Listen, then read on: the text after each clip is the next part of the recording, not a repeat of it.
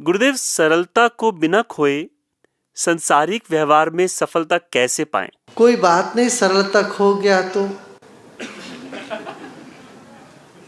उसको भी क्यों पकड़ना चाहते हो आप? खो गया खो गया। खोया सा लगता है, वैसे सचमुच में खो नहीं पाओगे, जो आपका अपना स्वभाव है। मान लो आपको ऐसा लगा मैंने सरलता खो दी,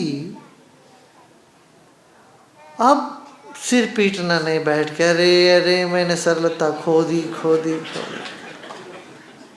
अपने आप में थोड़ा खो दो, ये सब तनाव को मिटाओ अपने से, तो आप पाओगे सरलता है ही, जाएगा नहीं, वो हमारा स्वभाव है। कुशलता कैसे हासिल करें, ये रहा प्रश्न। मुझ में कुशलता नहीं है, उसको कुशलता लानी है, ऐसा नहीं सोचना। मान के चलो मुझ में मैं कुशल हूँ, मान के चलोगे तो कुशलता अपने आप निखरता हुआ दिखाई देगा आप में। आप ये मान के चलोगे तो मैं तो बुद्धू हूँ, मुझे मेरे में कुशलता नहीं है, वो इस जन्म में तो होने का कोई संभावना नहीं, वो है ही नहीं। जैसे मान लिया वैसे होने लगेगा। तो मान लेना चाहिए मुझ में कुशलता क्या है ना? सब में है, कहीं कुछ ज़्यादा है, कहीं कोई कम है, कहीं कम दिखता है, कहीं ज़्यादा दिखती है, मगर ऐसा नहीं कि है नहीं, ज़्यादा दिखने लग जाएगा और क्या। कभी बैठ के इस तरह से अफसोस नहीं करना चाहिए कि मुझ में ये गुण नहीं है, वो गुण नहीं है। आप गुणों के खान हो, अवगुण का खान नहीं है, गुणों के खान। भजन में तो कहते मैं तो अवगुण का खान हूँ जी हरी, मैली चादर ओढ़ के कैसे तुम्हारे द्वार आ जाऊं। और बोलते हैं पावन परमेश्वर। अरे इसका मतलब यही है कि मैं बीमार हूँ, बीमार आदमी अस्पताल में कैसे चले आऊं?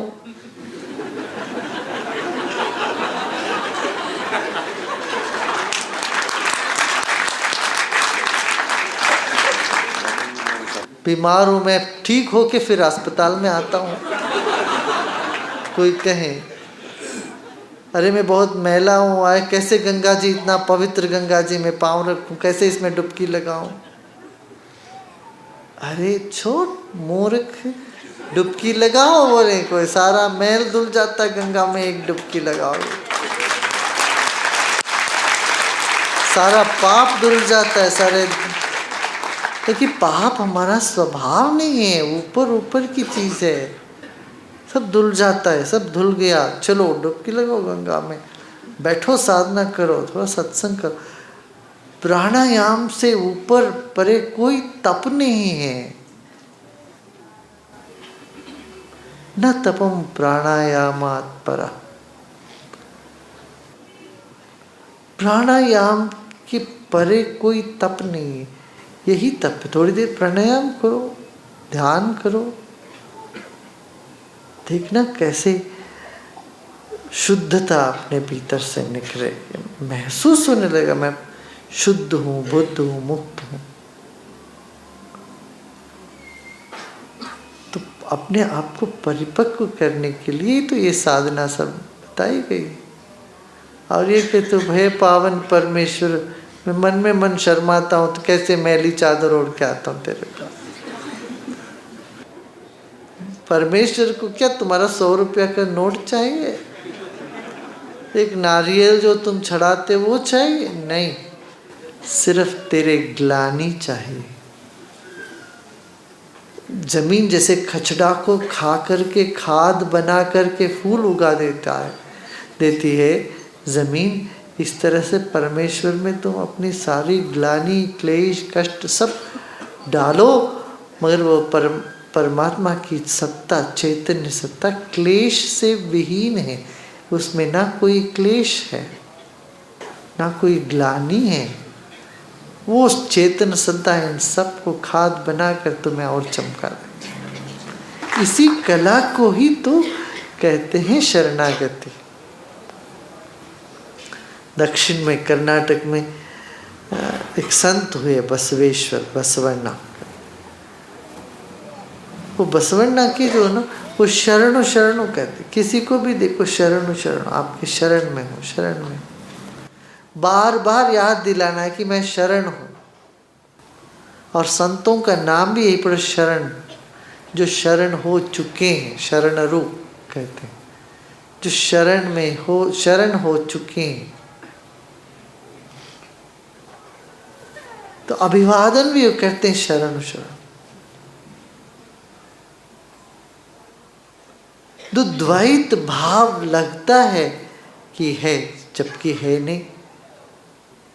वो द्वैत भाव से ऊपर उठना ही शरणागति है। दो मिटने का नाम ही शरणागति।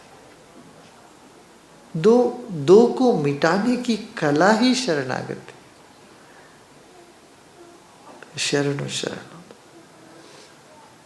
भाव उसमें उमड़ता है, उमंग जागती है, व्यक्तित्व चमक उठता है। ऐसे ही तमिलनाडु में देखो आप, वो वैष्णव मंदिर में जाओगे तो सिर झुकाओगे तो आपके सिर के ऊपर एक किरीट रखते हैं, मुकुट। माने जो झुका वो बना राजा। जो अखड़ के खड़ा रहता है तो उसको ना राज्य है, ना उसको सुख है, ना मोक्ष है। अखड़ के रहने से दुख ही दुख है। जो झुकता है उसके सिर पे मुकुट, वो राजा सच में वही राजा बनता है।